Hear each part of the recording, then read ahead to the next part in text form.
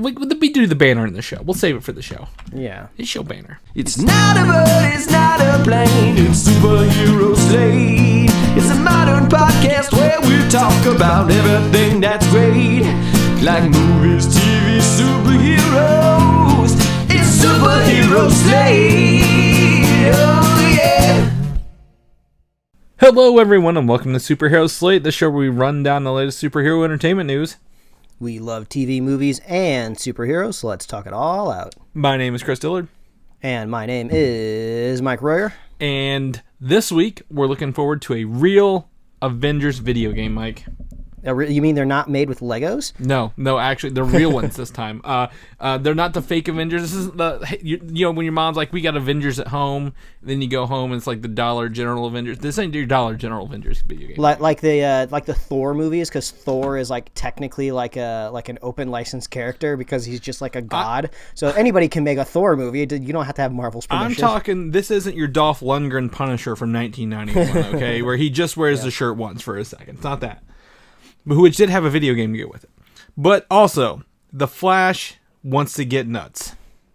I was expecting a pun there, and I was like, well, do you flash nuts? Well, I suppose you could flash nuts, actually. This is a double entendre, Mike, because it's going to reference what we're talking about with The Flash, but also, yes, you can flash your nuts.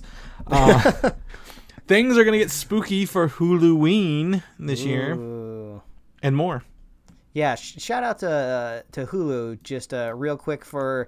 I think being the first streaming service that I've come across over my years that had kind of made playlists.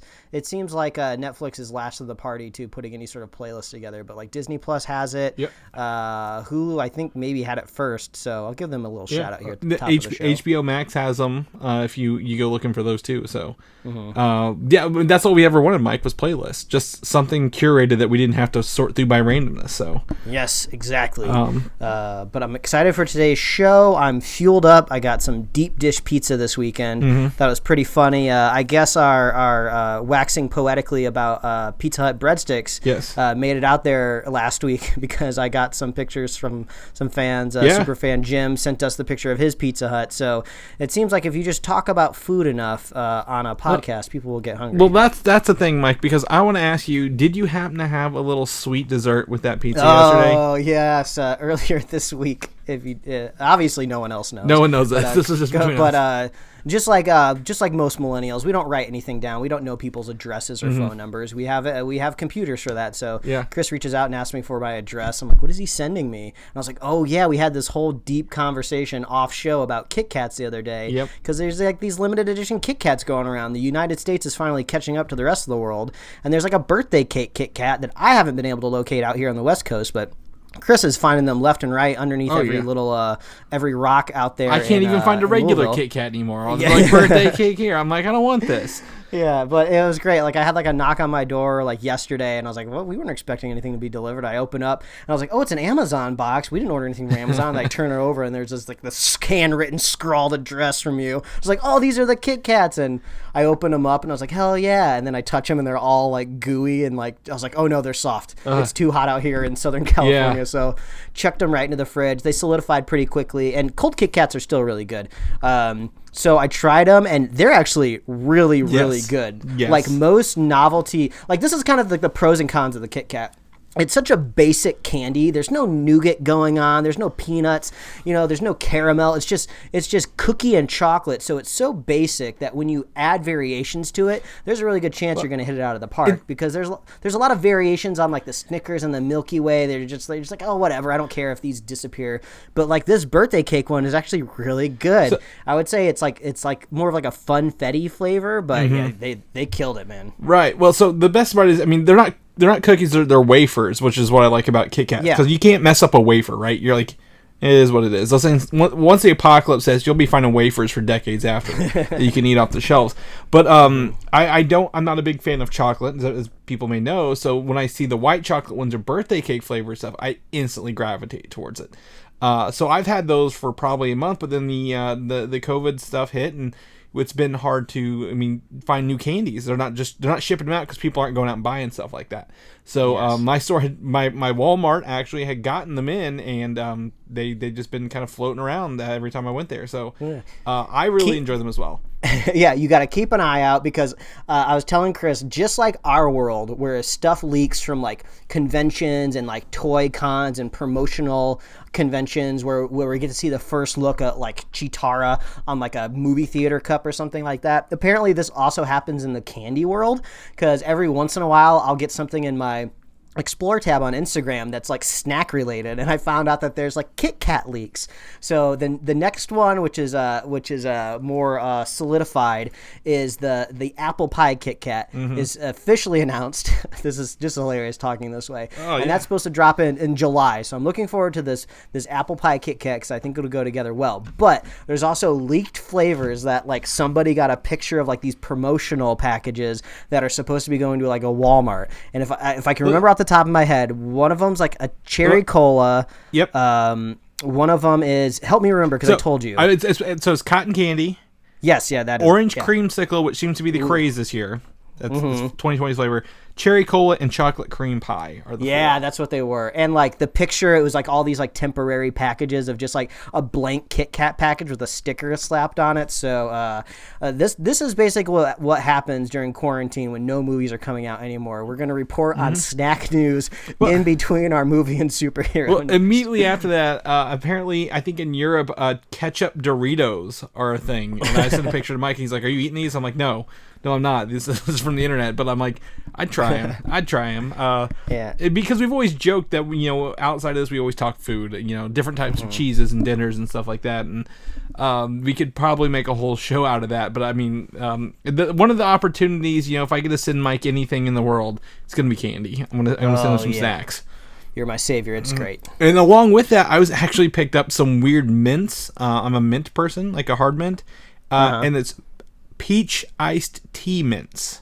Ooh. So you know that like tea leaf flavor when you're at the bottom of a tea and you get those tea leaves? So it's got that to it, but then like subtly flows into peach flavor, like the faux peach puree they put in teas, which was interesting. Ooh la la, fancy. Yeah, I'm like, how much time I can save by not actually drinking peach tea by just popping the mints in it. It's like drinking the tea without all the work and hassle.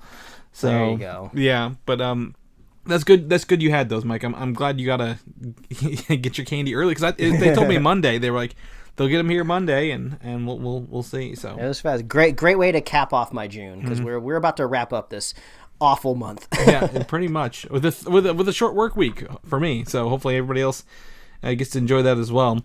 But instead this week, again, back to the Quaran-Stream. Mike, this corner has become half a room now. We've got a dedicated quarantine cave. Yeah, I think it's time you officially move into the Quaran-Stream. I want to start splitting the rent with you here. I'll clear up this area. I'll move my video games and my comic books out of the way, and you can come and bring in whatever you want. Inflatable furniture is recommended just because we're trying to keep a certain vibe here in the Quaran-Stream. Well, I'm not doing inflatable, but I'll do bean bags. I need something that contours to me. Perfect. And I took a bold move the other night at 10 o'clock and put on Lord of the Rings, The Two Towers Extended Edition.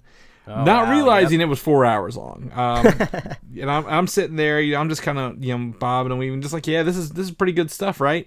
Because here's the thing about extended editions, like there are some that we're going to talk about, stuff that comes out, Snyder cuts or like director's cuts and stuff like that, where they don't really do a whole lot and they don't really matter at the end of the day. You can look to both of our reviews of Batman v Superman, where like the Ultimate Edition really didn't do a whole lot. But the Lord of the Rings is 3 movies. The original 3 are something where like the extended editions add it's great by itself, and by adding this stuff, it just builds the world more without feeling kind of overbearing or like a ham-fisted attempt for more money. Because these are really fun to watch. But anyway, I watched that. I had to split this across 2 days because I'm like, it's 12:30 in the morning. I'm not gonna finish this battle of Helm's Deep tonight, folks. Yeah, it's just like I saw Legolas do the snowboarding shield shot. That's good enough. I can go to bed now. No, I didn't get that far, but I did see him do the thing where he wraps the horse from the left side, then swings it back around to the right on the other side. Oh, yeah. And so many memes. Like they're taking the hobbits to Isengard, and you gotta boil them, mash them, stick them in the soup. It was just wild to go back and watch it. But I also followed that up the next day with another of my James Bond journey films, Mike. The World is Not Enough, and this is by far the best example of, oh my god, they said the name of the movie in the movie. Because the lady to James, like, she's like, I can give you the world, and he's like, the world is not enough. I'm like, they said the name of the movie, I can walk away now. Not a very fun movie. Not a very fun movie at the end of the day. I had to do with submarines again. I don't know what the deal with submarines. But this morning, while I was filling out our show notes, Mike, as I do every morning before we actually record, where I finalize everything, put it in order, I came across Infinity War on Disney Plus. Finally, we no longer have to worry about finding it, tracking down somewhere else. If you want to do the in-game Infinity War back-to-back watch that Mike took part of a couple weeks ago, right? You could easily do so now without having to leave your streaming app. So, I think that was pretty fun to go back and watch it, because that was 2018, a little over 2 years ago, and we haven't had a Marvel movie in a while. So I couldn't remember what the end credit scene was. Do you remember off the top of your head? End credits in Infinity War. Yeah. Oh yeah.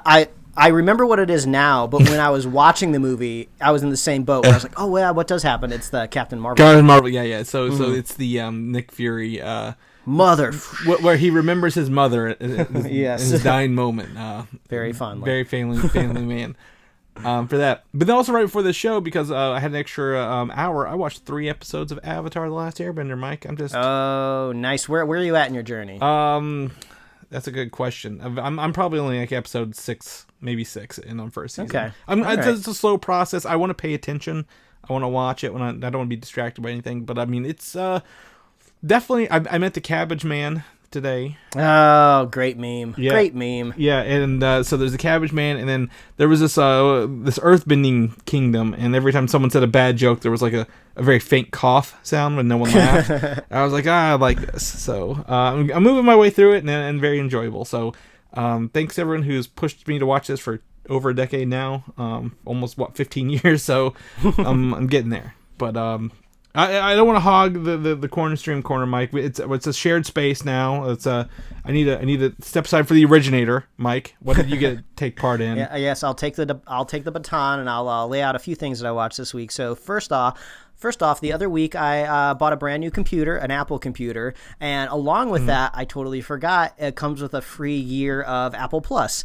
So they can't even give it away these days. But it just dropped in my email a few days after my computer arrived, and I was like, oh, I get free Apple Plus. All right, well, I might as well turn this on, because this was maybe just a day after the Apple Developers Conference where they showed the trailer for that one sci-fi show. Foundation, yeah. Isaac Asimov's Foundation, yeah. And when I was activating this trial, I was like, oh, maybe I should have waited, because it says that's going to be coming in 2021. So I was like, well, I hope it comes at the first half of 2021, because if it comes second half, my trial's going to be over. But on there, one thing that I did want to catch was a show called Central Park from the creator of Bob's Burgers, Lauren Bouchard. It's a very similar art style. It almost looks like it could be the exact same world, except this takes place in New York. And I believe Bob's Burgers is like a fictional, probably like northeastern, kind of like Connecticut, New Hampshire area, maybe even Jersey. I'm not 100% sure, but I believe it's a fictional place. This is very much rooted in New York, in Central Park. And I actually really liked it. I feel like the last couple seasons of Bob's Burgers, it's been fine. It's been consistent, but I feel like the earlier seasons I kind of connected with a little bit more. So I feel like this kind of breathed like fresh life into kind of this 2D animated world that Lauren Bouchard has kind of put together. And there's a lot more musical numbers in it. I believe that's kind of like the niche of the show. I think every episode is going to have like these musical performances, which kind of fits with this idea of what I've heard, that the Bob's Burgers movie that's eventually coming out is going to be more of a musical. So I guess Lauren Bouchard is a big fan of musicals, of writing songs and stuff like that. So I've only seen the first episode, the pilot, but it was pretty funny.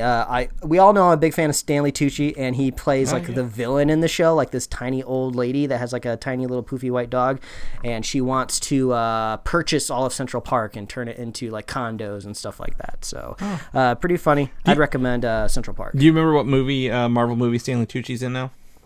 Yes, Captain America, there we go. First Avenger. Also in the core, you gotta watch both of those back to back. Tucci marathon and Hunger Games. My wife was watching those recently, and those were on. Yeah. Devil Wears Prada. He gets burnt badly in Act 3 of Devil Wears Prada, but he's essential to that movie as well. Yeah, of course. Anyway, continue.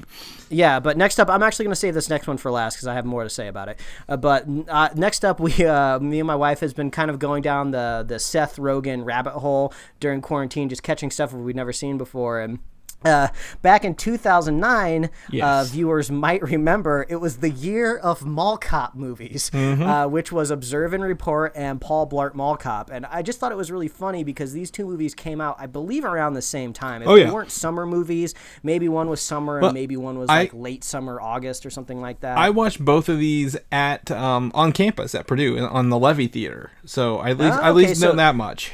Okay, so they were at least running concurrently at the same time. Yeah. So I've yet to watch Paul Blart Mall Cop, but after watching Observe and Report, there's got to be a chance that Kevin James does a better job at entertaining as a mall cop than Seth Rogen does. Can I just go ahead and ruin your idea here because neither of these are worth your time. Yeah, I checked on IMDb. They're very close rating wise within that website and that app. But they're two entirely different themes and ratings. Yeah. Observe and Report is this kind of bizarre mashup of kind of a mainstream comedy that's maybe trying to be this weird auteur indie movie in moments where you have these very unlikable characters that really never get redeemed in any way, but they're not enjoyable to watch at all. Usually in a show like Always Sunny in Philadelphia, the gang are all bad people, but at least everything's funny. There's really not a whole lot of funny going on in this movie. And then the score, I usually don't notice scores in movies. I'm just kind of a tone deaf to music, if you will.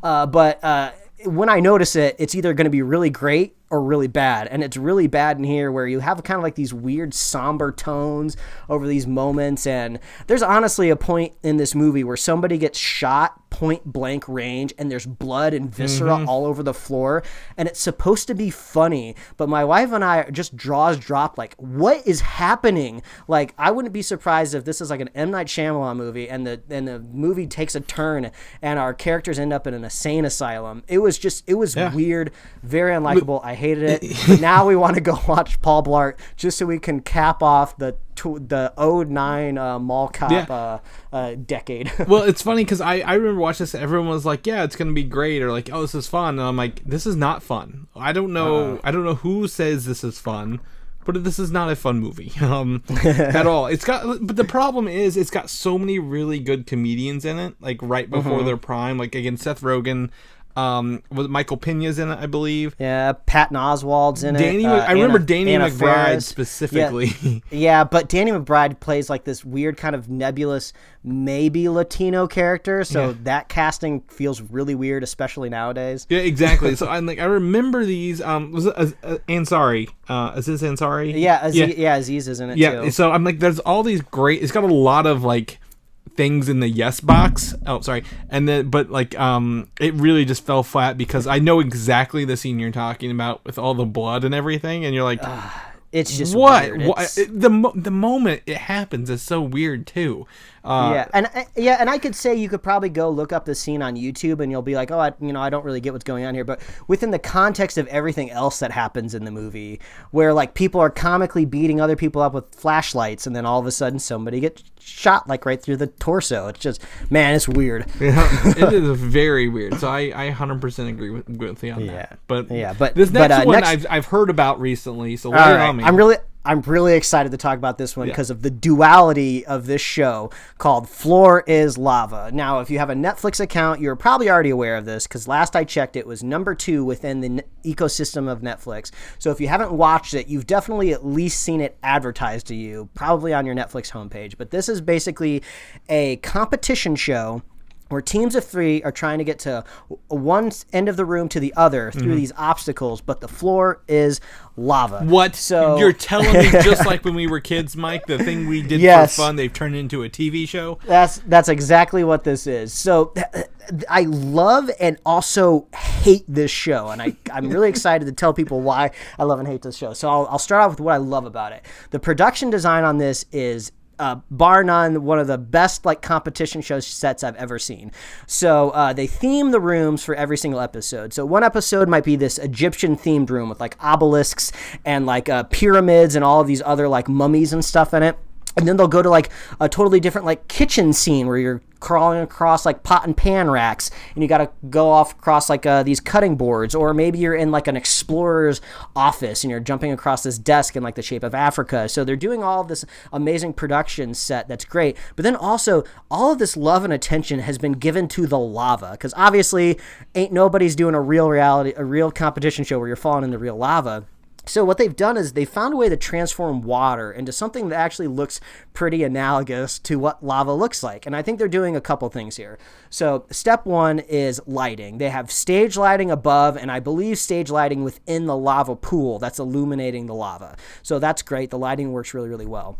On top of that, they're also dyeing the water a deep, deep red. It's so opaque, you cannot see through it at all. It's not like when you make some Kool-Aid and you can kind of see through the other end of the bottle, or like, Gatorades, usually they're pretty translucent. This is very, very dark. Okay. And then they have these water cannons underneath, so it actually looks like lava that's erupting. And I'm pretty sure there's some dude at a panel that's blowing these lava things at certain times, and people are jumping from like couch to couch, because that's pretty funny. Then also they have these things that are floating on top of the lava. I'm pretty sure they're like these styrofoam blocks that are carved to kind of look like more dried magma. And then to make the show a little bit more difficult for the contestants, I'm pretty sure they're thickening the water with some sort of lubricant. And I know you can do this on an industrial level, because the Mythbusters had an episode once where they were testing what you could swim faster through, normal water or syrup, I believe. But obviously they're not going to use real syrup. They kind of thicken it up to match the viscosity. So they're slightly thickening this up and making it slick. So all of this stuff together makes this really cool looking lava. And it's really great. And they tell the contestants, if you happen to fall into the lava, commit to it, go all the way under. And then they do some editing to where you never see them again. It's not like in Wipeout or Ninja Warrior where you kind of see them swim of shame as they leave the course. No, they play it up as if the characters have truly died in lava, which is pretty funny. So I love all the commitment to the whole spiel. But Chris, the thing I so hate about this show is just how much you are yelling at these people. Like, this is not a gigantic course. This is like in studio set. This is like you could throw a baseball from one end of the room to the other end of the room. And these people are so slow. Like, they agonize over every like 4-foot jump from like an ottoman to like a side table. And the whole time my wife and I are just yelling at the TV screen of just go. You were like 6'5" and you're terrified to make a 2-foot leap. And like, I get it, the lava is making some things slick, but like these people just get like terrified. It's like they think the floor is like literal lava and they don't want to make these little simple jumps. So they're probably really killing the people. Yeah, maybe. So I have this assumption that if this was like a network show, like if this was on NBC and had commercial breaks, I could not stand the show whatsoever. The only reason I can even put up with it is because it's like a nonstop stream. There's not something where they cut to the commercial break and they come back and they have a 20-second recap on what you've missed. So you get to keep pushing forward. But the episodes are like 30 minutes long and they follow 3 different teams. So I'm just like, just cut this down to like 20 minutes. You're not beholden to commercials. You don't have the same restrictions as a normal like network show. Just give me all of the good bits. Like, stop showing me just one like terrified housewife that's terrified to just move from one object to another. So I don't know if there's some way maybe you can get over it, the mental leap. Maybe you can also enjoy the show. But you at least got to watch the first episode to appreciate the set design. And I have a really strong feeling, though, that they will 100% get a season 2 and they'll work out all of these kinks. Because the competition portion seems kind of weird. It almost seems like they brought in 3 teams, had them run the course, and then they all sat down and had a meeting. Like, how do we stitch this together to make it seem like a competition almost? So I'm hoping they work out all the kinks for season 2, but I would still recommend at least the first episode of The Floor is Lava on Netflix. Well, here's what I'm going to say. I've noticed an influx on Disney Plus, and I believe on Hulu, of competition-style game shows like this. Mm-hmm. There's the Star Wars The Jedi Temple Challenge. There's one that includes, I forget her name from Community, I think, where this robot, like, it's like essentially factor crap. You're trying to figure out if this one person is telling the truth or not. It's a kid trying to discern who the liar is. Yvette Nicole Brown. Yes. And I'm like, and then I think HBO, they have a crafting show that's very similar to all the, like, a crafting competition show. And Hulu airs an NBC competition show called Ultimate Tag, which extremely suffers from padding. Like, there's only 5 minutes of entertainment in that 44-minute Well, exactly. Show. All these shows have padding. They have fake anticipation and drama. And you know why they're doing this, Mike. You know why they're doing this. Because it's cheap to make these. If you want a cheap show to fill some content, to be like, yeah, we're still making new stuff, give us, they're going to give you a Legends of the Hidden Temple Light. That's what I'm calling these, where it's not nearly as fun as you remember, but, you know, I'm sure there's like 5 people out there who have a Reddit that really enjoy this kind of thing. So, cheap contents for, I've heard of the Floor is Lava, but I don't have Hulu or Netflix, so I've not watched it yet, but maybe if I can get some time, because you know what I've been watching, you know what I've been watching in my downtime. Whose Line Is It Anyway? The originals. That's a game show that's worth watching, because you can get some laughs out of that. Yeah, where what was the points are made up? The points are made up and something. The games are made up and the points don't matter. Yeah, that's what it is. yeah. I should know this to watch it every day, because I'm just gonna plug you here, Mike. Mike has been working on a Drew Carey ripoff here with Skeletor, and you know. I feel like I've been a kind of a consultant on this, because I helped get you this show to watch to begin with. We've gone over it, so yeah, it was a weird journey where we've been watching the Drew Carey show on Chris's Plex server, because for some bizarre reason it's not available anywhere to stream. I believe it has something to do with possibly music rights, but luckily Chris was able to find some DVD/TV rips, and we've been watching him through his Plex server. But the first like season and a half has this Moon Over Parma intro that's just really, really catchy. It's paired alongside some like really limited animation of Drew Carey's face and some retro 1950s text. And it very much references things that you would only know if you lived in Cleveland. Yes, exactly. So... And it's just an insanely catchy song. Yeah. And every time I watched it, you know, because this is back in the day when TV shows had like 23 plus episodes. Yeah. So like I've seen this intro like over 30 times now. And I'm just like, I feel like I could just duplicate this.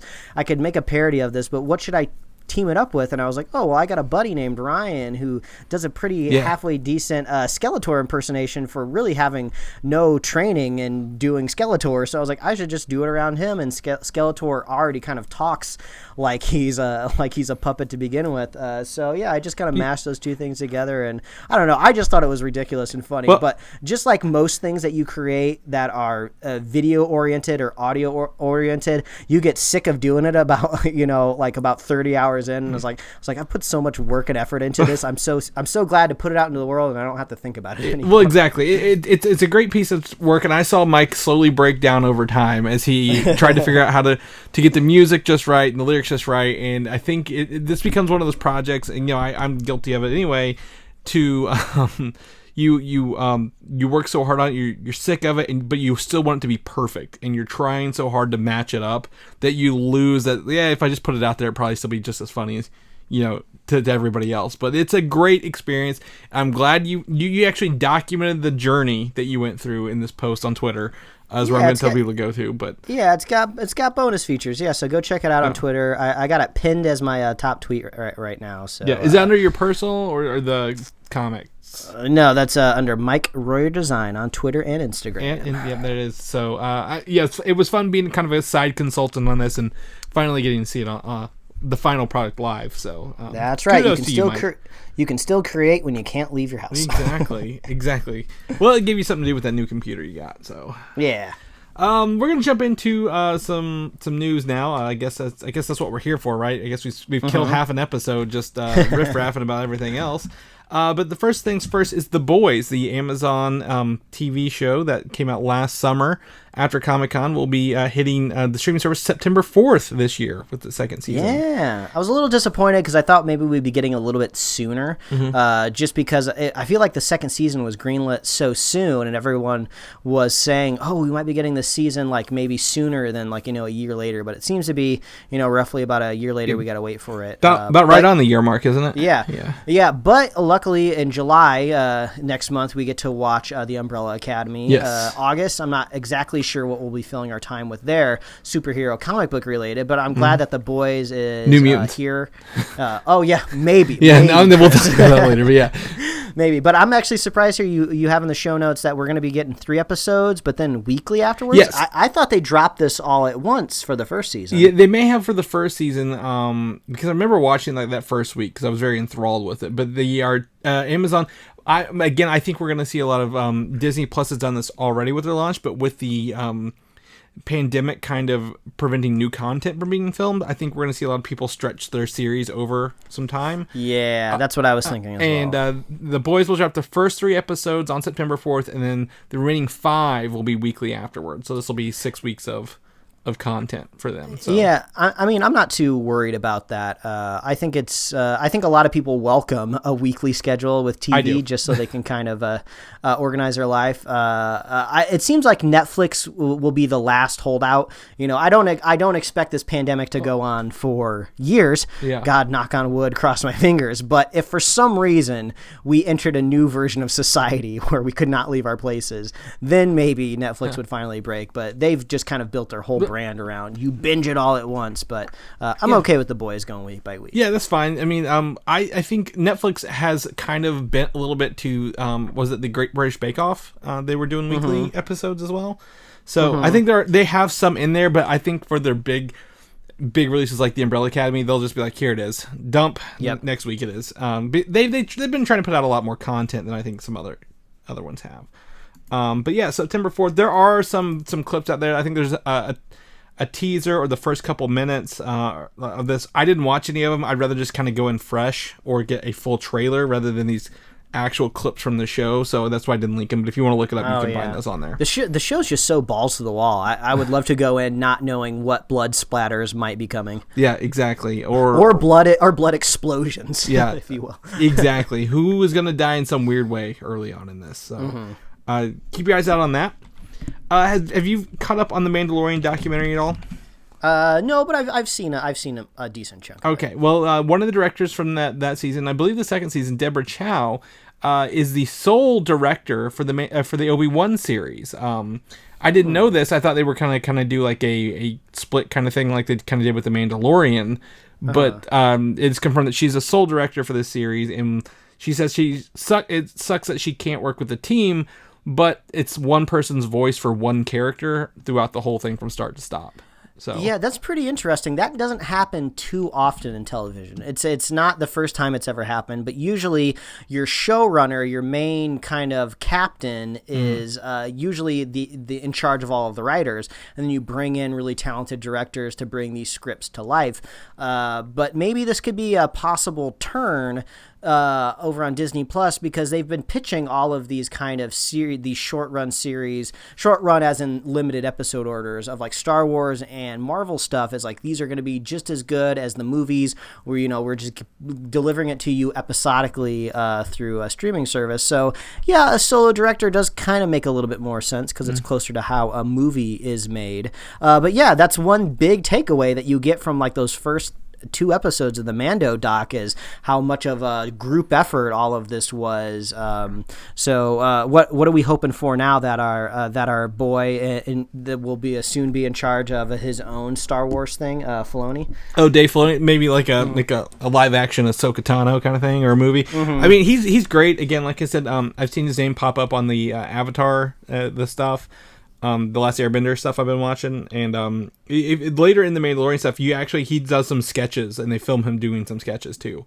Because he's again, his background is animation, and I think in one of those early episodes, he's like, it's faster for him to just draw what he wants to see than try to tell someone in live action, because that wasn't his background beforehand. So that's interesting for that. But I'd love to see him do something as well, or possibly maybe be a producer on the rest of the Star Wars shows going forward. I wouldn't be surprised if maybe one of these Marvel Disney shows has a solo director moving forward as well. Mm-hmm. Yeah, it'd be. Well, I think. Yeah, I don't know if a lot of them might, but Star Wars had The Mandalorian benefited from multiple, but I would never have known probably out the gate unless they told me for that.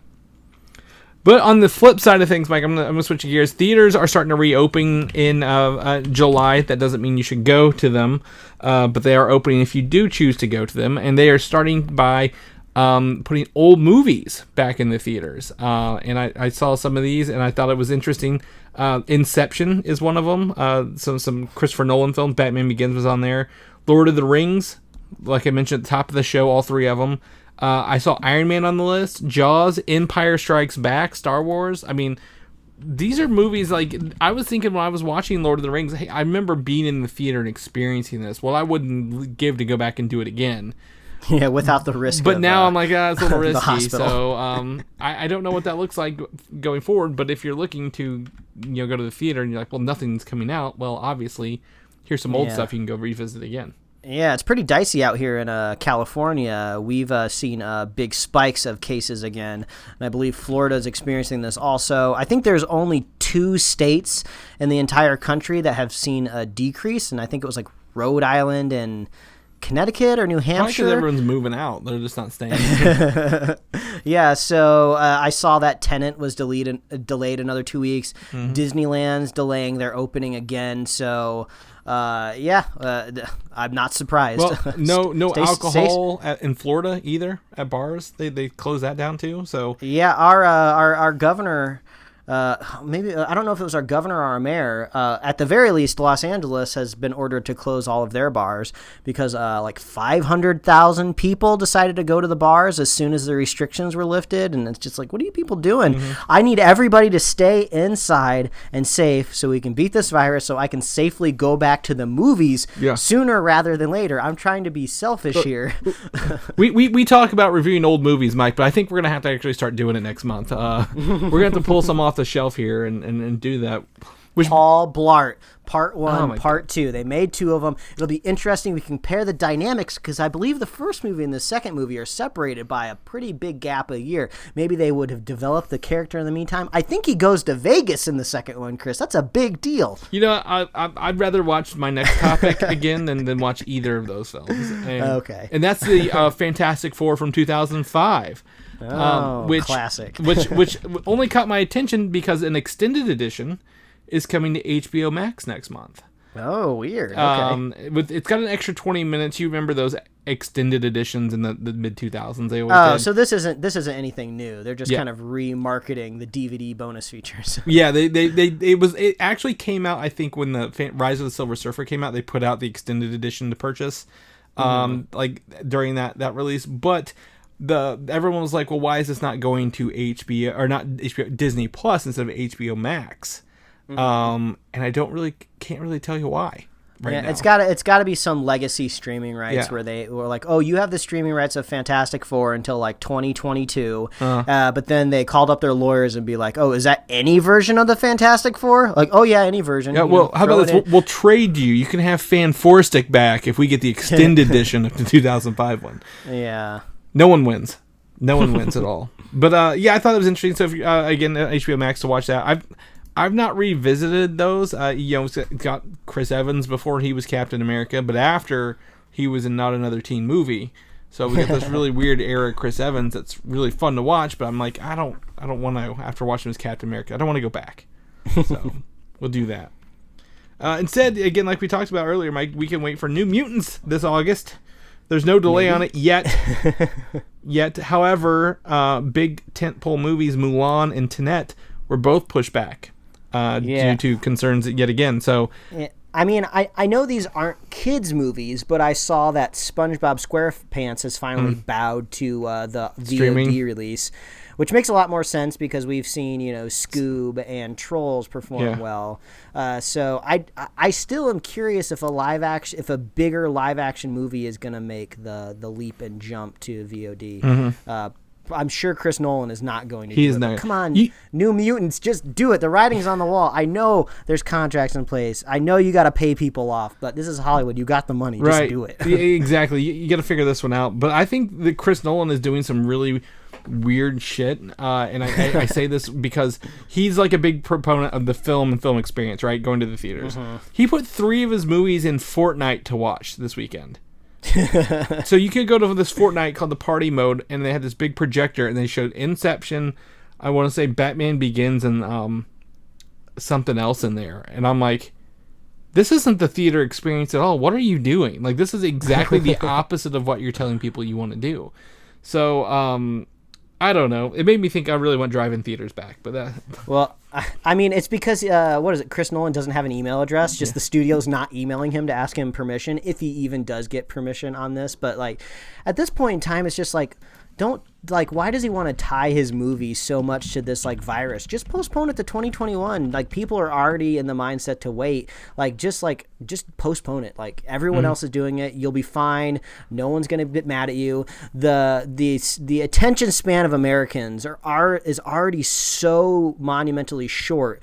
By the time everyone gets vaccinated, hopefully by the beginning of 2021, and your movie, comes out in July 2021, people will have already forgotten about all this stuff, and we'll move on to the next tragedy that we have to deal with. So just stop dangling it in front of us. Yeah, I agree. I think there's an opportunity here for movie theater employees to just put these directly on the internet for us. No one's going to catch you because no one's really caring right now. People might applaud you for doing so if you just set up a nice live stream and do that for us. We need a rogue post-production assistant to just grab the hard drive and just go to the nearest Ethernet cable. Just plug it right in. That's how this technology works. Yeah, and right? Get on the internet somehow. Exactly. It's not very hard. Not very hard. That's what the internet's for. Sharing movies. Yeah.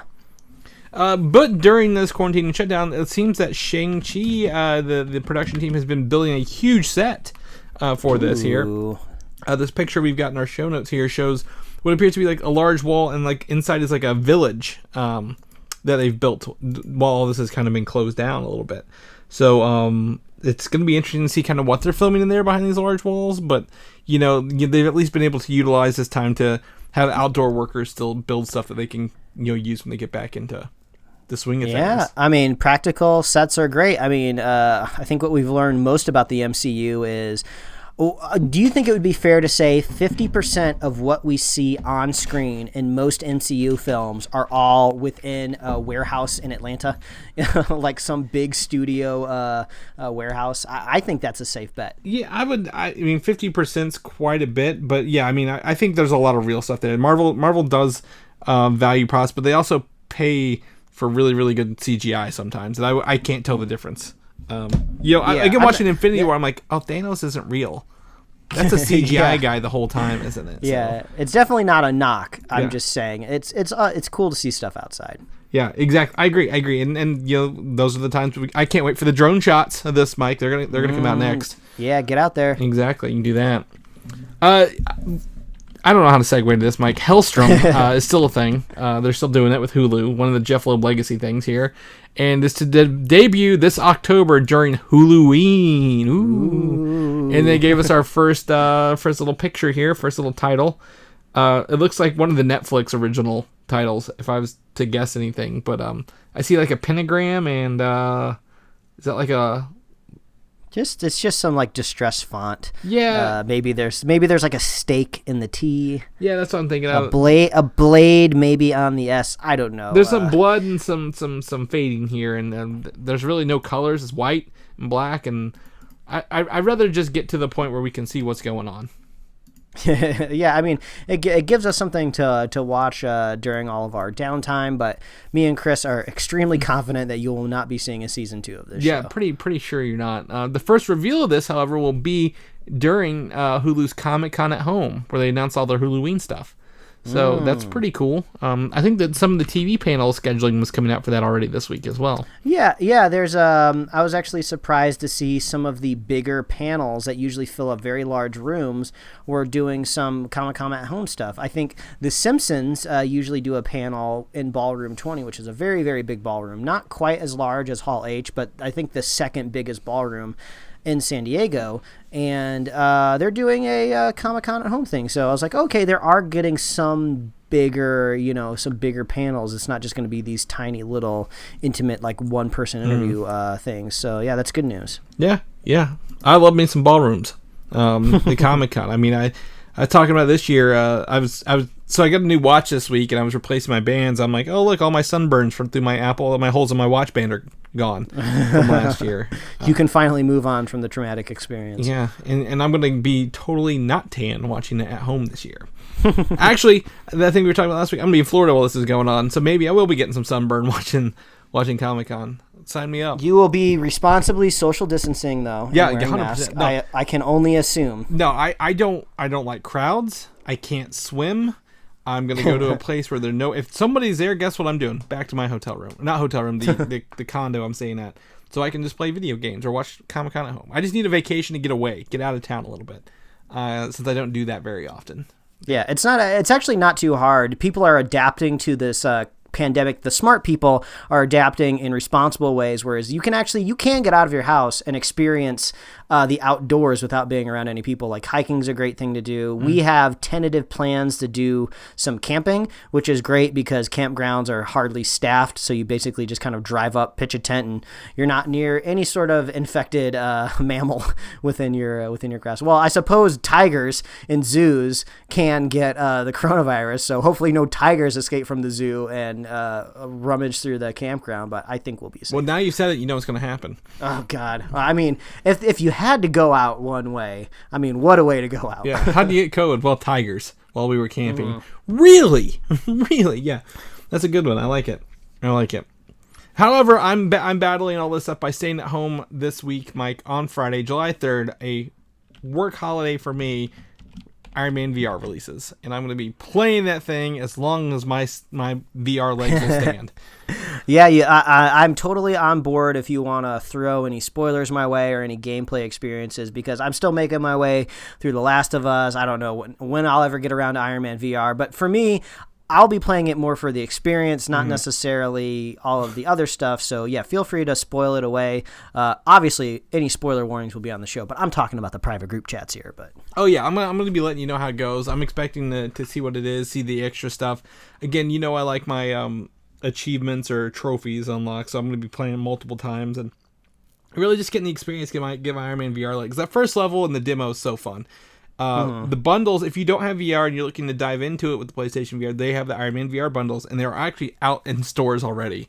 Someone was posting photos of them at Walmart earlier today on Reddit. So yeah, do you think maybe this is a strategy of maybe why they didn't announce the VR during the PS5 event? Like, I don't know if it's either visually not ready or it's so far out they don't want to tease it, but also like, oh, well, we're not going to sell all of these Iron Man combo kits if we announce the next VR headset. People will just wait. Well, I don't think so, because again, like I said, the VR set's backwards compatible because all the processing is just done on the console, right?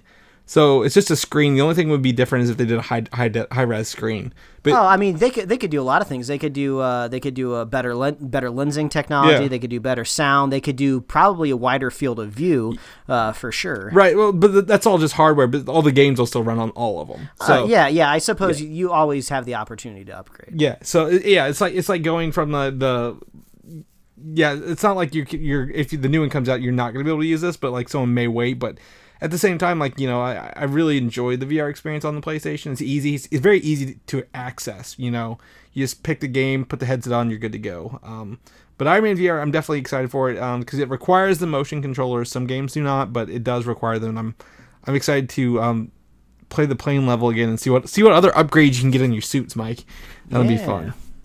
However, there was one large gameplay thing this week. It was only like an hour long, which is the sad part, but it was very, very big for Marvel's Avengers, the War Table video and trailers that came out this week. And boy, was that a fun time for me. I don't know, you jumped in a little late, but you got to watch most of it as well throughout the whole thing because we were texting during it. I mean, I have weird mixed feelings about the game. Some of the things that I'm looking at are really cool, like all of these extra like costumes, and I really like the finisher that Thor uses on that big robot. His ultimate move, yeah. Yeah, he brings in the bridge, the Bifrost. The Bifrost. That's what he brings in, the Bifrost to like destroy. I was like, those are really fun, creative ways, but. Like, I'm concerned that if you're playing this game, maybe by yourself, it's not going to be as fun because they're really pitching this as a co-op game. But I feel like if you're just kind of running around, just doing the same combos over and over again, could be a little tiresome. So if I play this game, which I want to, I definitely will need to schedule it out with you so we can play it together. So for this, first and foremost, what we saw was the Thor trailer, where he was on a helicarrier fighting AIM, and there are the other teammates floating around, but that's a single player level. There's a single player campaign here, but each one of those you play as a specific character for each level. So they're designed for, like, that level's designed to be Thor. For that one, there's Hulk levels, stuff like that.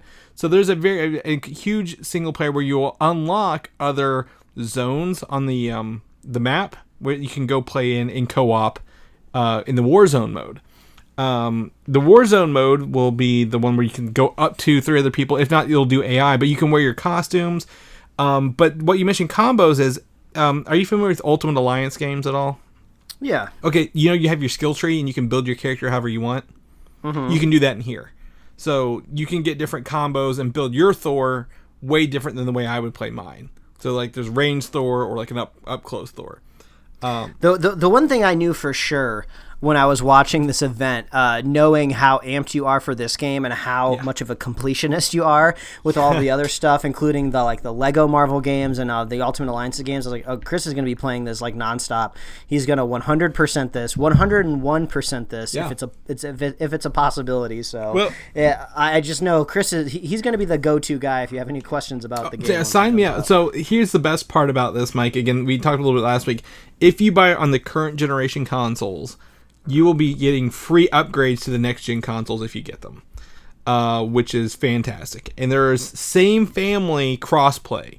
So on PlayStation, if I get a PlayStation 5 and you have a PlayStation 4, we can still play together. Or if I'm on my Xbox One and someone has a Series X, I can play with them.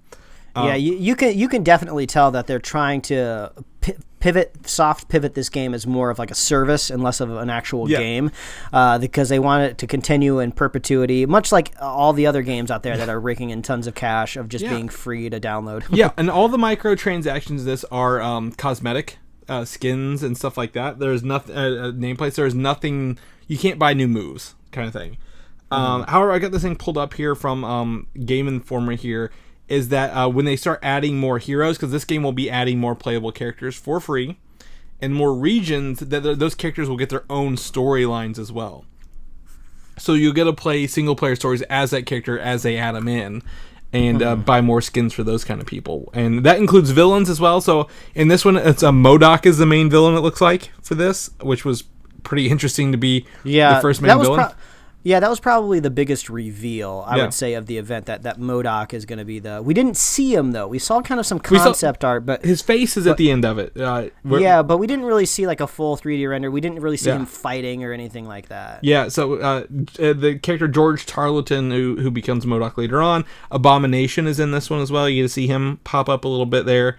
I totally expect them to have... villains for every character along the way. There's got to be a Thor villain of some kind, and so on and so forth. I did want to say every character has an ultimate move, which I'm sure you're familiar with that concept, right? Where you save up your energy and use it. Iron Man's is a Hulkbuster, which is awesome to me. Like it flies onto him and he becomes a Hulkbuster suit for that. Makes sense. Very logical. So that's pretty cool. And then at the end of the day, people are going to be confused because there are like 3 different versions you can buy of this game. And I'm just going to break them down real fast for you, Mike. There's a regular version, which is just base game, right? You get it, go that way. If you order through Best Buy, you get an exclusive Steelbook version of the game. Oh, Steelbook, that has your name written all over it, Chris. I've got one coming through there. And if you take a look at it, it actually looks pretty cool. It's got like a comic book artist who did it up there. Yeah, I like the art on it. Yeah, and put it on your shelf. You never look at the front of it again. There's a digital deluxe version, which it comes. I think there's also a regular deluxe version if you pre-order. It comes with a Marvel Unlimited, like a month free, but it also comes with a 72-hour early access and some black and gold suits that we've talked about before. That everyone has. Then lastly is the $200 Earth's Mightiest Edition, which comes with a bunch of kitschy items. Yeah, like that Thor little hammer Mjolnir keychain. Like I already own that. Yeah, they're all out there. You can get them on like Amazon for like $8. Yeah, I've got one of those. You get a Hulk bobblehead. I got tons of Hulk bobbleheads. You get the Black Widow belt buckle, Iron Man's blueprints. You know, little stuff like this. If you're into that kind of thing, you think I would be. I'm not. I don't care for these little trinkets, so I didn't get it. But I've got the other 2 editions on lock. One for PlayStation, one for Xbox. So I'll be playing both of them. There are trailers of gameplay stuff out there. I watched the Thor gameplay with my wife after the event on Wednesday. And the thing I get the most out of this, Mike, is it feels like you're actually an Avenger in these games. Like, you're doing Thor, like, you're not playing Ultimate Alliance where they kind of have, like, half moves. Like, you know, they all look the same, but just different kind of suits on. I'm very excited for how you feel very different with these. And then the combo finishers, where if you, like, Thor and Hulk are together, and they're finishing someone else, like, Thor will hit them down, and then Hulk will smash them out of the arena kind of thing. Like, the combo finishers look really cool. So I'm very excited for this game. Mike knows I'm very excited for this game. Everybody who I talk to knows I'm very excited for this. So I just want to share that if people have questions, you know, want to talk about it, let me know. Because I'm part of the Reddit for this one as well. I'm always looking at stuff to see what's going on. So I'm thrilled. Anything you want to add to that, Mike? You good? No, I mean you're the mega fan of this game, so I'm gonna let you take the lead whenever we talk. I got you. Anytime you need to. We're gonna switch gears and talk some DC stuff. The Flash movie got a surprise announcement early this week on Monday. Ooh, yeah, this was the biggest news of the week. Inescapable. Yeah, it's hard to find though after Monday though. It's the worst part is that Michael Keaton will return as Batman in the Flash movie. Yeah. And people are like, what? How? Yeah, it was originally announced as like it was in like the Hollywood Reporter or Deadline. Yeah. So I think this is like a very strong report. I don't think it's been officially announced yet. Yeah. It's not like Warner Brothers had like an announcement. So it makes me think that maybe this is something that we were gonna maybe get officially from Fandom and not from the Hollywood Reporter. You know. My guess is that they're probably finalizing Keaton's contract again. You know, he's in the Spider-Man. He's in the Marvel universe. He was Batman in 89 and Batman Returns in 92. So you're probably asking yourself, why would the Flash have this Batman instead of Robert Pattinson's Batman or Ben Affleck's Batman? Because they got so many Batmans right now going on here. And it's that they're going to do Flashpoint, but they're not going to do our traditional Flashpoint, where the Flash goes back in time to save to prevent his mom from being killed. And he's going to either maybe be chucked into this Batman universe like 30 years after, you know, Batman Returns, or you know, something else. I think it's going to be that one. I think he's going to be the universe he creates is going to be this Batman, Tim Burton Batman verse. Yeah, I mean, this is absolutely 100% the thing that they should be doing. In a perfect world, like I said last week, they would have earned Flashpoint more. Like Flashpoint would have been Flash's second movie or his third standalone movie. But, you know, you got to do what you got to do because they've mucked it up enough. So maybe this can kind of reset some things. But also, Warner Brothers, unlike Disney, has kind of just started to catch up to this. But Warner Brothers has owned outright all of these characters always in perpetuity, like, you know, ever since that original deal was made. So it's just kind of like, and they have the legacy of all of these old films and these actors still luckily being alive. I mean, they're not that old, but I mean, it's great that they're still alive and kicking and in the industry. So it's just like, yeah, Michael Keaton's so hot right now. I mean, like he's been in Spider-Man movies. He was in Birdman. That kind of brought him back from obscurity, if you will, or retirement or whatever Michael Keaton was doing in between Batman and Birdman, which I'm sure a big Michael Keaton fan out there is yelling at me right now. Like, oh, he did this one movie that was really good from this one tour. Multiplicity? Oh, yeah, I forgot about Multiplicity. Oh, man. But Yeah, this is great. I mean, this is exactly what all of the nerds and all the fans, me and you, have been talking about for years now. Of just like, yeah, the Flash has the ability to jump between worlds and times. Go visit another Batman. I've seen some theories where people are saying like, oh, maybe this could be Batman Beyond. That would be pretty cool. Yeah. But at the same time, I could see them just doing something wholly and totally original, which might be necessary because the current world of these DC characters is just so fractured and all over the place. It doesn't really fit nicely into any pre-existing like comic book story. It's just kind of all over the place, so it seems like you'll just need to craft something unique, right? And it's just like the Flash has this ability, so just go check out another Batman movie, you know. Well, exactly. And the original Flashpoint, he creates a universe where Bruce Wayne was killed and his mom becomes the Joker and his dad becomes Batman. Thomas Wayne becomes Batman. That's the original Flashpoint, right? And while that sounds cool, you said you got to earn that one. That's not one you just mess around with and create. So this one, right now, the script does not reportedly not include Thomas Wayne's Batman. And Thomas Wayne was played by Jeffrey Dean Morgan, I believe, in the Justice League. So he probably won't be coming back as that. But at the same time, like you said, this, if you're going to introduce the idea of multiverses, jump into a universe you've already seen. That's going to be easier because do you remember what was it? The Flash's crossover earlier this year. What did that end with? Yeah, we did get to see both Barry Allens meet, and that would actually be really cool too. I would imagine at some point in time, if you're jumping between worlds, maybe there could be a very small montage, where he's first kind of getting his interdimensional legs, and he's kind of falling between worlds, and maybe we do get to see that little moment from the CW. Well, I mean, I'm sure they would love to license it. Yeah. So here's the thing with the CW is that. If that's the case, he is definitely jumping between universes, right? Mm-hmm. If they go Flashpoint, he does not jump between universes. He accidentally creates another universe. So it's one of those things, if he's actually going back to save his mom, like a la Flashpoint, it has to be an accident. He can't be doing it on purpose because it's just too easy. But if he ends up wanting to jump between universes to maybe find one where his mom wasn't killed instead of going back in time travel, and then alternate universes, we could get something interesting out of that. I mean, that's kind of the biggest question of, does he do this on purpose or does he do it on accident? Yeah. Is he trying to fix maybe something that happened in Zack Snyder's universe, because technically the whole universe? This is where Ezra Miller was established. I don't know, maybe somebody comes across I don't know if shards of the mother box exist. I don't know. Something happens, something catastrophic that he feels like he needs to change.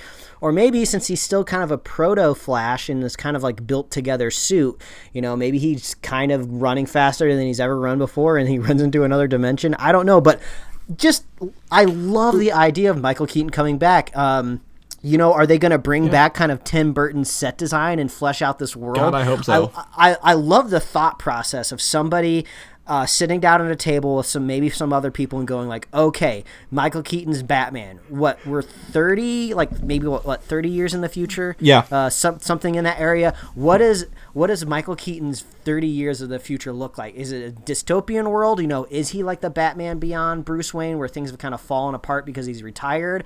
Or maybe you're reimagined differently. Maybe in this world, this is the first time we've ever seen a very successful Batman. Maybe he beat all the crime and he was able to happily retire. I don't know. There's lots of different things that you can do here, but I mean, this is game changing. This is something that they should do because it's something that Marvel just can't do. I mean, we've seen it a little bit in an Endgame where they got to do a little bit of time traveling, but they were at most time traveling 10 years within the pop culture of what they've made.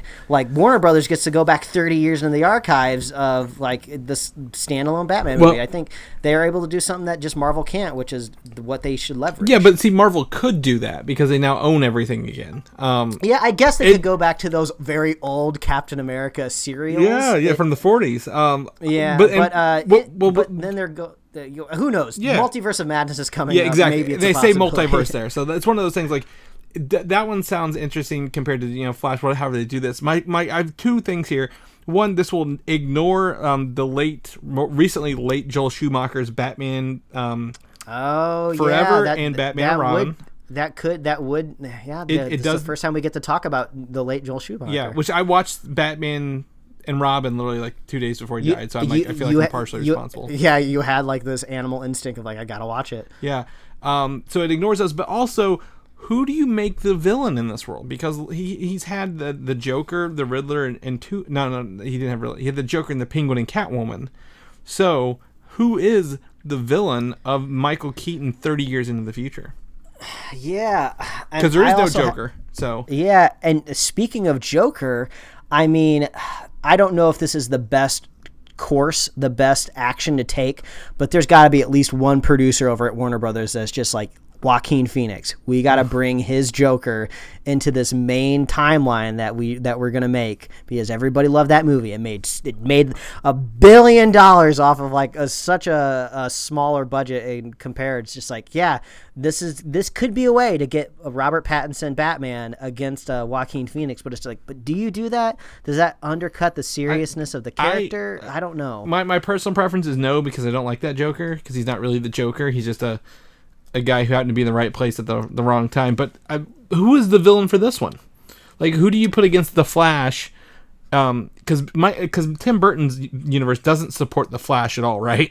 Like, no one really has superpowers in there. You just have a guy who was raised by penguins. Well, I mean, a really easy way to have a villain kind of follow you between dimensions is to go another speedster. I mean, they've been doing that in the CW TV show ever since the very beginning. The Reverse Flash makes the most sense, for sure. But also, at the same time, I think one of our biggest pet peeves in superhero shows is just like, our superhero movies, is the palette swapped villain. Yep. But I would say you kind of get a pass on that with the Flash, just because, you know, it's just very intrinsic to his character to have other speedsters around and his storyline. So my guess would be another speedster. Well, I think the villain's going to come from the Batman universe. I think it's going to be someone we've not seen on that side. Maybe Tim Burton's Two-Face in that universe. We've not really seen that yet, right? Because wasn't Billy D. Williams was Harvey Dent in those movies? So that would be weird bringing Billy D. Williams. Billy D. Williams as Two-Face in one of those as a cameo. He's still around. Yeah, I mean, he's still around. Or who would be a younger villain that you could put in there? I don't know, but I'm just thinking. You know, I think it's going to be a Batman villain who's trying to go into the main universe. Like, who's going to be like, well, the Flash got here, so obviously I can go where the Flash came from. So just to kind of cap this off, I was trying to think, was this a reveal that we were going to see in fandom, and or is this something that we'd be seeing in the trailer for the first time, kind of like how the first time we saw Spider-Man in the Civil War trailers? Was this going to be a secret where they're going to try to hide this? Now, if this was something that they thought they could never keep quiet, are we going to be seeing other secrets? Because it seems weird that he would literally only go to the Michael Keaton universe. When you have all of this other kind of dimensions and worlds out there, I feel like he's got to be going other places. So, I mean, the next logical step is, does he go to the classic Superman movies? I mean, that's another solid DC established world. You probably have to be doing some CG because, Christopher Reeves is no longer with us. Right. But, there's definitely there's technology there, and it could be a fun, nice little treatment of just like, Christopher Reeves really brought us a Superman. Now, with his family's permission, we're going to bring kind of him back to life and kind of honor him the way he never got to be with Superman. That could be fun. I mean, they could invent I want to see a brand new world invented. That could be kind of fun to visit as well. I mean, DC has all the Elseworld stuff they could pull from to bring into a TV or movie version.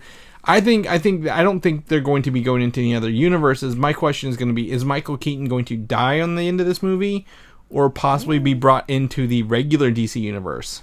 Oh, I honestly don't see him sticking around. Okay, because the other rumor was, I mean, not rumor, the theories I'd seen people speaking that he was going to be like the Nick Fury of the DC extended universe. If he sticks around, do Batman Beyond. That's what I want to see. But I feel like he's not going to be sticking around. Well, yeah, but I just don't think Batman Beyond fits in the DC world that they've set so far. They could. The way I imagine it is if they return to let's say they return to the status quo after Flashpoint, maybe Ezra Miller's world, maybe his world changes moving forward, but then maybe Michael Keaton returns to his Batman Burton universe and everything stays the same. But maybe there could be a little bit of a twist. Maybe the end credit scene of the Flash is Michael Keaton's just like hanging out, and then what's Yeah, I knew it was McGinnis. I couldn't think of his name. But maybe he shows up and he's just like, oh, hey, my name's Terry. And then we get to start to build this Batman Beyond world. That could be a possibility. Yeah, I mean, I don't... He's either going to die or come into the main world. I think they're trying to streamline their stuff. Whether that works in their favor or not, I don't know. Yeah. But I think he could be your old guy in a watchtower telling all the other superheroes where to go, using his... 30-plus years of experience as Batman to his advantage. The only person who have more time as him would be Wonder Woman at that point. So yeah, if that movie ever comes out. Yeah, the best part about this news is that we get to speculate and throw out theories, which is what I love doing on this show anyway. So if Warner Brothers wants to throw more crazy stuff at us like this, I'm more than happy to talk about it. Yeah, there's some opportunities here for them to, like I said, do something we've never seen before with old stuff, unless Marvel gets to it first with Multiverse of Madness. So, we'll see. God, are those the same year? That's gonna be wild. We'll figure it out. Next summer, I guess, or next spring, whatever they decide to do, Zack Snyder's Justice League is going to be coming out on HBO Max. And the biggest rumor I've heard is there's going to be a secret cameo in here that they're going to bring Ryan Reynolds back as the Green Lantern for the Green Lantern cameo for this movie, rather than cast someone new as a Green Lantern, because Zack Snyder's universe will not be moving forward after this, but to tie into the 2010 movie that everyone hates, even Ryan Reynolds and Taika Waititi, who were both in it. I mean, Ryan Reynolds, he's the type of guy that would return to this character as a funny joke. Could it be something as simple as like him just giving his face scan away so they could just do like a 3D version of him, and he's like, oh yeah, no, Ryan Reynolds is in the Snyder Cut, but he's like in the background. If you pause at this frame, you can clearly see his face. There you go. There's your official Easter egg. Ryan Reynolds got a paycheck for that one frame. Or is it going to be more of like a speaking role?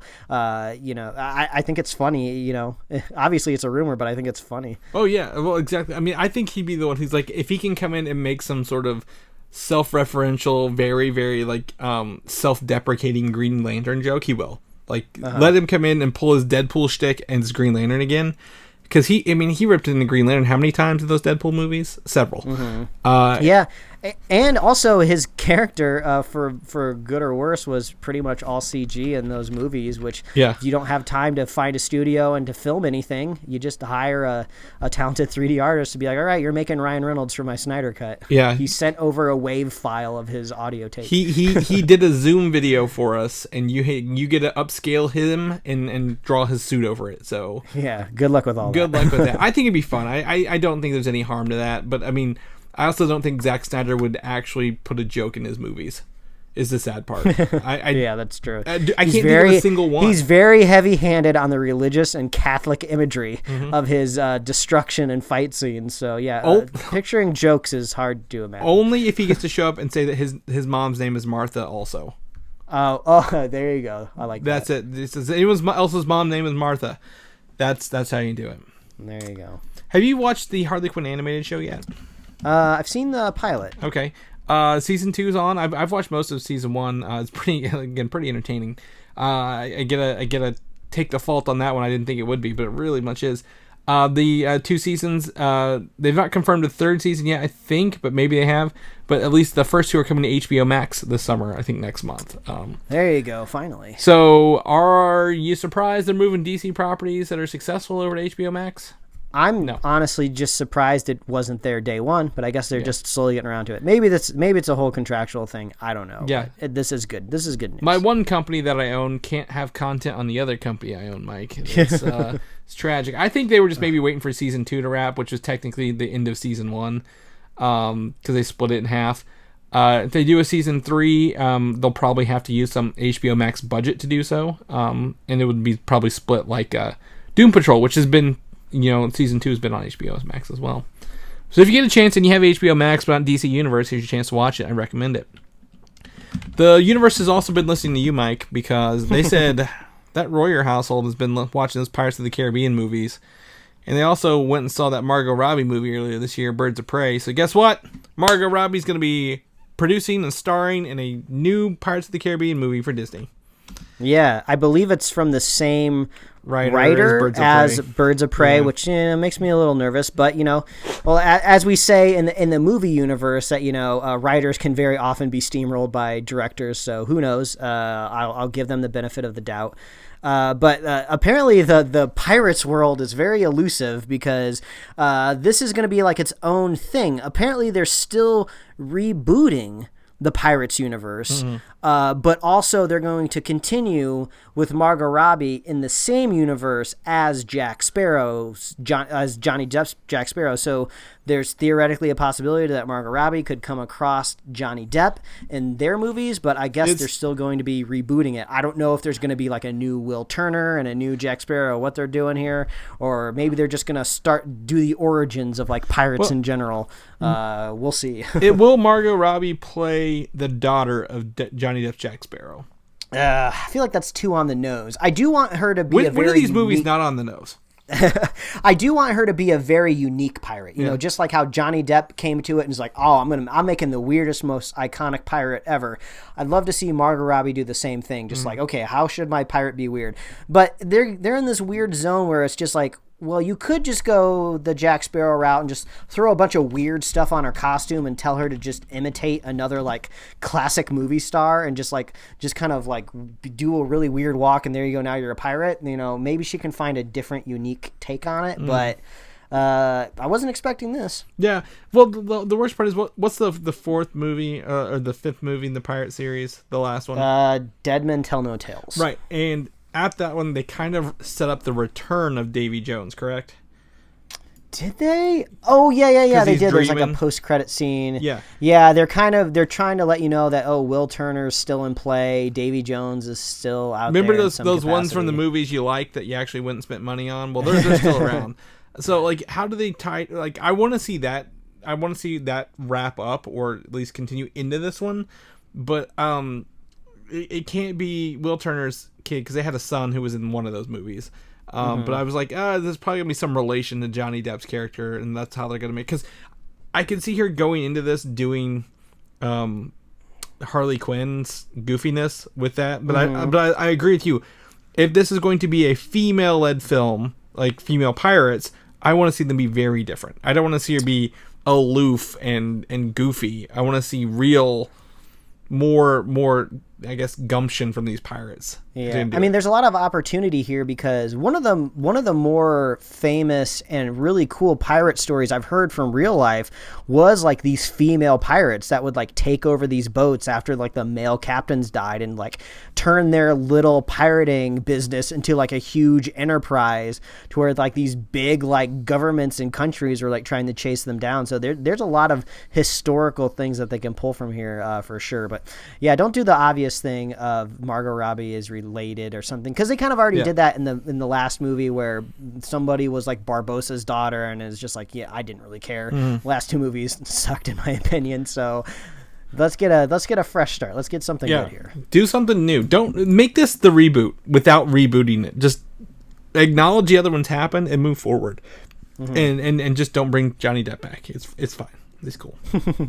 Last bit of news here on HBO Max, Casino Royale, the James Bond movie, the first one, Daniel Craig, which I'm coming up to on my watch list, is going to release a longer, more violent version of the film on there. That was originally one of the original cuts of it. Oh, so this is kind of similar to the Fantastic Four movie news up top. Yes. Where it seems like this cut had already existed. Yes, right? That's my understanding. That is a version that was maybe not shown in America, I think, at the time. I bet it's a long close-up shot of him getting hit in the nuts, because that's like the one thing that I really remember from Casino Royale is when they cut that hole out of the chair and they sit him in it, and then it's just so weird. I've never quite seen torture like that before. Either like somebody is a real torture buff who wrote that script and it's just like, I came across the weirdest way to torture somebody, or they're extra weird and just invented it off the top of their head. Like, how about we sit them naked in a chair and then I just kind of like whipped something at him, and then somebody said, "Oh, how do you do that when he's sitting down in a chair?" She's like, "No, you just got to be really good with it. It's just kind of like an uppercut from a rope." So I would imagine the more violent scene is just a camera just hold right on his nutsack. So my assumption is that on the day of filming, they were like, "We're just gonna tie you to this chair, Daniel Craig," and he's like, "Hold on a second, I've got an idea." I got the best idea. You remember those? You remember the movie Shanghai Noon when Jackie Chan is playing around with that rope and he kind of gives it extra leverage with his foot and he flings it at that guy's face? Yeah. Why don't you just fling it at my nuts? Yeah. How about this? Cut the bottom out of this chair. I'm gonna get naked. You smack me. Just hit me as hard as you can.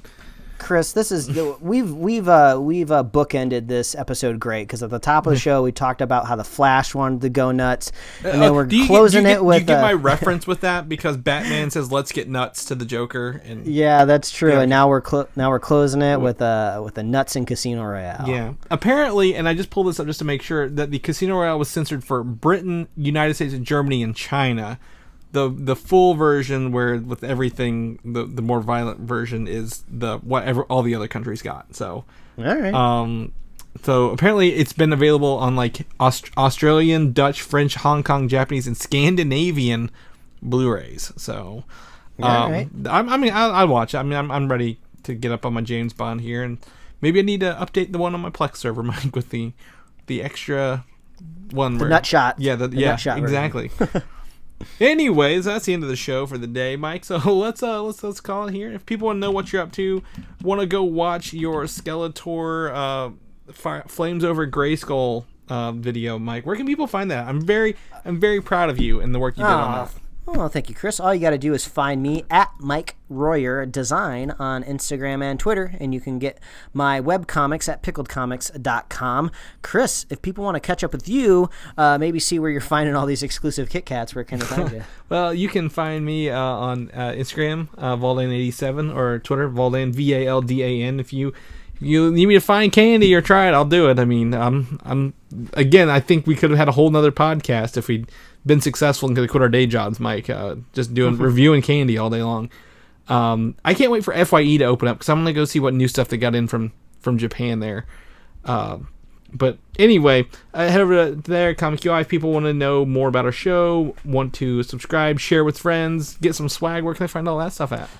Oh, all you got to do is visit superheroslate.com. That's the best place to get our awesome show notes. So if you want to check out some of the images and set shots that we talked about in this show, get our show notes at superheroslate.com. And you can get our podcast at Apple Podcasts, YouTube, Spotify, wherever else you love to listen to fine podcasts. We got you covered. Like us on Facebook, follow us on Twitter and Instagram. And you can get merch at superheroslate.com/store. Obviously, we love hearing from you. Did all of our waxing poetically about Kit Kats make you hungry? If you're running out and buying Kit Kats, let us know, because I think that's funny when we make people hungry when they listen to us. Yeah. So we love hearing from you. Please reach out. And if you want to be a super fan of this show, all you got to do is share the show with a friend, share the show with a buddy, wash your hands, and wear your masks. We'll be here every week. We'll be here next week. See you then. All right. Bye. Thanks for listening, and don't forget to subscribe.